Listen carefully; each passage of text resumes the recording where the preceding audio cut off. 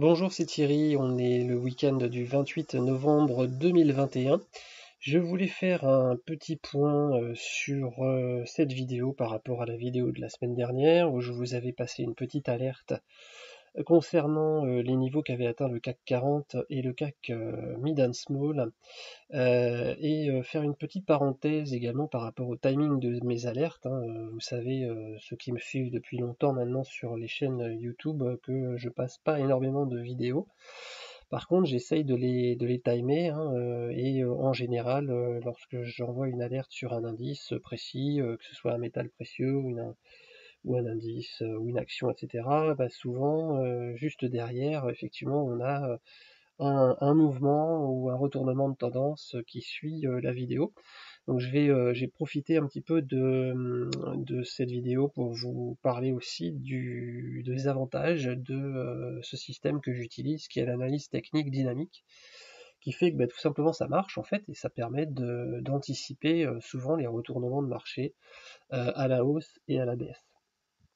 Alors, avant de continuer, je vous rappelle toujours le petit hiatus, hein, je ne suis ni un professionnel des marchés financiers, ni un conseiller financier, donc dans cette vidéo, je ne donne aucun conseil ni d'achat ni de vente, hein, évidemment, et vous êtes entièrement maître de vos décisions de rentrer et de sortir du marché. Ceci étant dit, je voudrais vous montrer à quel point, là c'est une photo d'écran tirée de la vidéo de la semaine dernière, à quel point en fait l'analyse dynamique, c'est-à-dire multi-unités de temps, vous permet d'assembler des pièces du puzzle supplémentaires par rapport à une seule unité de temps. Et ici, la semaine dernière, eh bien, on se trouvait à la fois en haut d'un canal haussier sur l'unité mensuelle et de report de range que je ne fais apparaître également que sur l'unité mensuelle.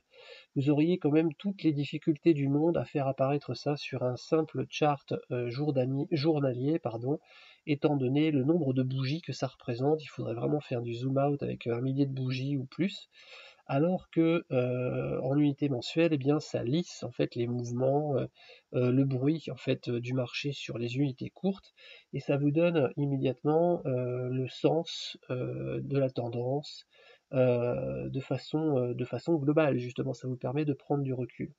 Donc j'avais un premier faisceau là d'alerte, évidemment de la convergence de ces deux résistances. Et puis j'utilise moi d'autres indicateurs comme vous voyez ici les contre-mesures et des bandes de Bollinger à l'intérieur de la MACD, le retournement ici de la puissance cycle qui est un autre indicateur de mon système de trading. Bon, toutes ces configurations mises ensemble font qu'avec pas mal d'années d'expérience maintenant, je sais guetter les zones d'alerte où on peut avoir une probabilité de retournement assez forte et relativement proche par rapport aux unités de temps que j'utilise.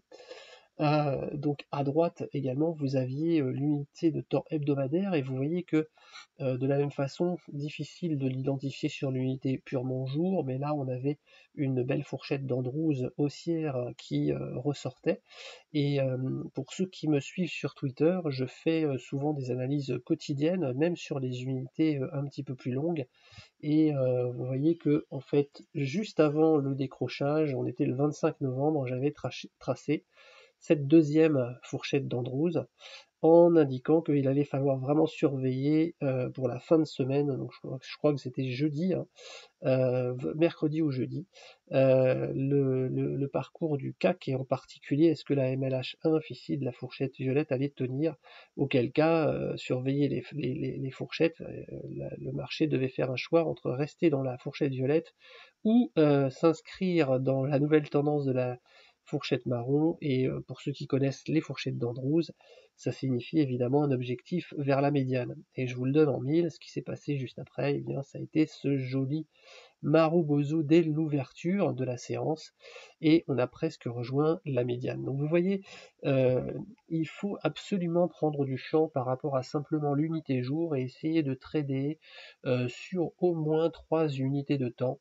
Moi, ce que je fais souvent, c'est que l'unité médiane, ça va être mon unité de trading.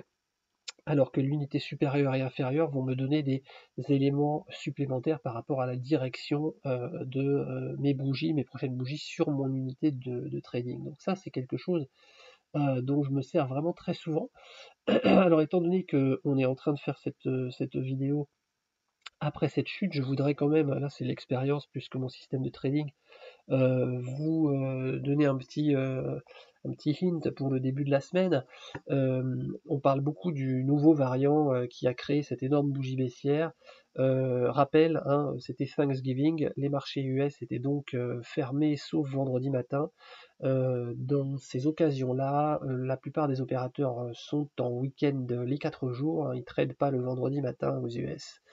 Et ceux qui restent en profitent très souvent pour accroître la volatilité des indices, en particulier le CAC, qui a tendance à partir de façon unidirectionnelle tout seul. Et ça peut durer jusqu'au lundi après-midi, lors de l'ouverture de Wall Street, voire même jusqu'à la clôture du lundi matin. Donc attention, surtout qu'il pourrait y avoir des gens qui se réveillent du week-end sans s'être rendu compte de ce qui s'était passé le vendredi. Attention en début de semaine, je vous invite vraiment, avant de prendre des décisions trop importantes, de bien suivre les US lors de la séance et d'attendre peut-être même la clôture US de lundi soir. Je pense que c'est cette clôture qui nous donnera vraiment le là sur l'évolution dans les prochains jours pour le CAC. Donc ne pas trop anticiper les mouvements du CAC ou le suivre avec trop de sérieux lorsque les US comme ça sont fermés pendant une période de temps importante. Alors pour revenir sur l'analyse technique dynamique, je voulais un petit peu vous montrer quand même l'historique pour vous dire que vous voyez, c'est pas forcément juste un coup de chance, puisque je suis auteur moi de quelques articles sur Objectif Eco. Là aussi, ceux qui me suivent savent que je ne publie pas tous les jours, j'ai pas spécialement un objectif de visibilité ou de fréquence de mes publications. Par contre, j'essaye toujours d'avoir cet esprit de timing, donc j'ai dû publier peut-être un peu moins d'une quarantaine d'articles en 2 ans. Sur ces 40, il y en a même peut-être que la moitié qui ont vraiment trait à des alertes d'analyse technique sur les retournements. Et je vais vous en montrer un ou deux, vraiment pour renforcer l'idée encore une fois, que c'est vraiment pas forcément du hasard. Donc ici, nous étions quelques jours avant le décrochage de février 2020, donc le début du crash du Covid. Et donc je titrais l'article Up is down. J'étais en train d'expliquer que les indices auraient dû baisser et qu'on était en train de monter et que on avait atteint une limite, on était vraiment dans le monde à l'envers, qu'il était très probable, vous voyez, j'étais sur une résistance moyen terme ici, on avait atteint le haut de la résistance moyen terme sur l'unité hebdomadaire, et donc je vous invitais à faire très très très attention. C'était à peine quelques jours avant le décrochage violent du CAC. Il y a eu également plus récemment, en septembre 2020, eh bien, le décrochage du Nasdaq alors qu'il avait monté de façon vraiment importante. Vous voyez ici sur l'article de droite, nous avions des bougies impressionnantes haussières au niveau hebdomadaire, et donc moins d'une semaine après, on a eu une correction importante sur cet indice. Et ça marche également à la hausse. Je vous avais parlé en juillet 2020 du débordement de l'explosion haussière de l'argent métal juste avant qu'elle se produise, et vous voyez pourtant qu'il y avait eu un certain nombre d'échecs sur ce range légèrement baissier. Mais ici, je vous avais fait un article détaillé sur Objectif Eco en vous expliquant pour quelles raisons je pensais que cette fois-ci, il y avait de fortes chances qu'on fasse un report de range et qu'on aille chercher la zone des 27 $. Donc ça s'est produit quelques jours plus tard. Et puis également, vous aviez bien sûr, quelques jours à peine après les plus bas absolus du crash du Covid, donc c'était le 24 mars, je crois que les plus bas sont été le 19 mars, je vous avais déjà alerté sur la forte probabilité qu'on ait déjà fait des plus bas, et j'avais commencé à tracer cette figure de diamant en disant qu'on allait sans doute, qu'il était possible qu'on rejoigne le haut de cette figure, voire qu'on la dépasse et qu'on continue dans le porte-voie à tel point que les marchés font de l'élastique et passent la déprime extrême à l'euphorie ensuite en quelques semaines ou quelques mois. Et donc vous voyez que